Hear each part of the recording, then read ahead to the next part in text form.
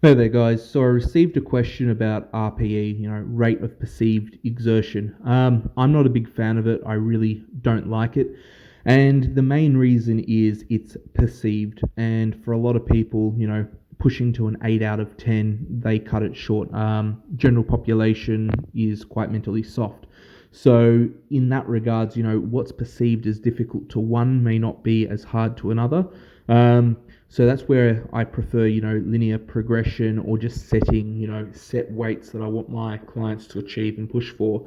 And I'll just tell them, look, this is going to be a hard session, and I leave it at that. If I told them, okay, here's the weight, work up to, X amount of reps at a RPE of 8, they might only knock out 2 or 3 when I want them to do, 4 or 5. So I try and stay away from it. The only exception is athletes that have been training for a very long period of time and know their body really well. But, athletes that you've seen really push themselves and voluntary, pushing themselves to failure. They're the type of individual where RPE will work well. But there's a lot of people, especially when it comes to, say, squats, for example, they will cut the set early just simply because it feels hard, as opposed to putting in the work and getting, the extra 3 or 4 reps that they're capable of doing, but they just choose not to. So yeah, definitely not a big fan of RPE at all. The only time RPE is useful is when it comes to, say, injury management.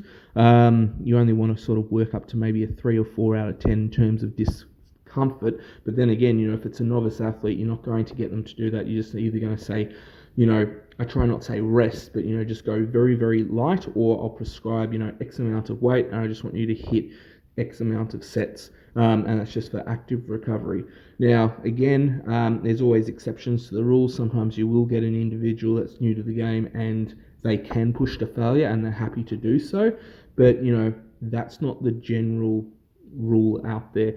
Just, you look at the modern world and a lot of people are just mentally weak, and it makes sense, when it comes to their training as well. There's a lot of people that are just really soft.